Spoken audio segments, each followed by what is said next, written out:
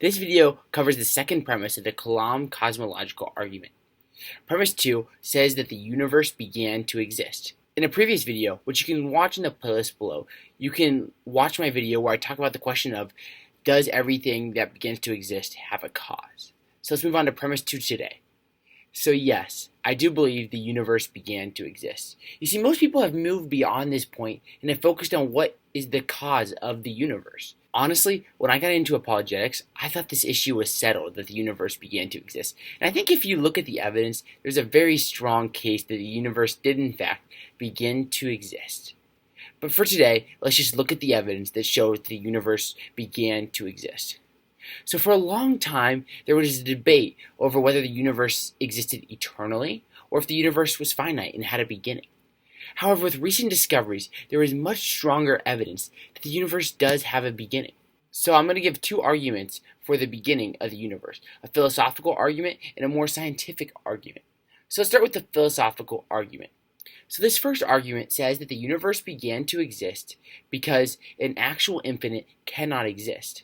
William Lane Craig, who has some great stuff on this topic, and I link some of his papers below, says that an actual infinite cannot exist. Then he says that an infinite temporal regressive event is an actual infinite.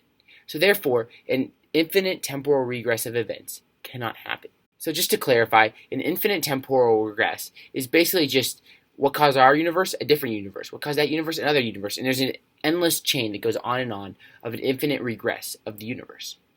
So, to start with an understanding on this, we need to understand a key difference here, and that's between a potential and an actual infinite. I'm not going to go into this in great detail, but there's a website from Middlebury that does a great job describing between a potential and an actual infinite if you want more information. So, a potential infinite increases towards infinity, but never actually reaches there. A potential infinite is really just an indefinite number. This is because if you think of any number, there is always a number higher than that, so there is always potentially a higher number. An actual infinite involves a never-ending set of things, which has a beginning and an end. It is technically complete, but it consists of an infinite amount of numbers.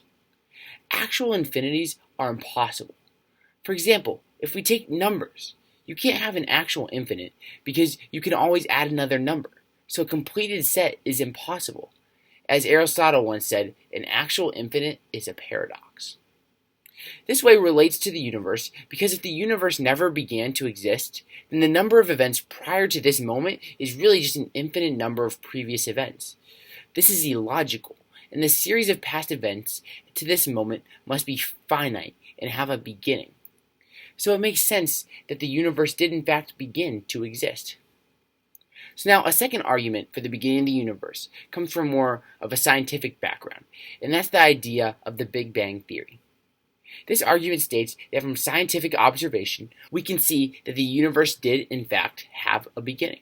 Just take a look at this picture which shows a model of the Big Bang, where it clearly looks like there is a beginning.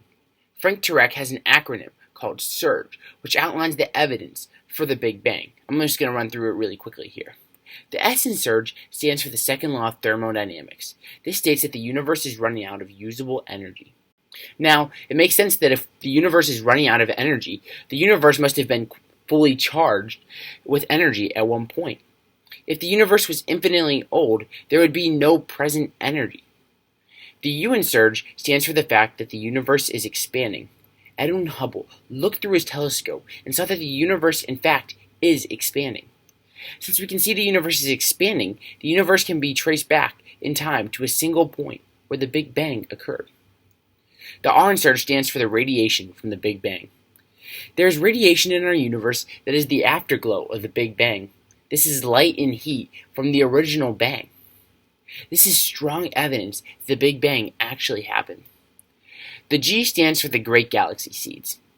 These temperature ripples were found with the COBE project and shows how fine-tuned the Big Bang explosion was.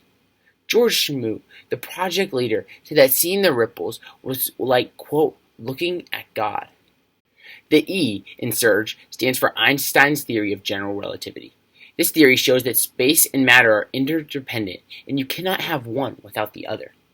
This means that none of these things can exist by themselves, so they must have come into existence together at the Big Bang.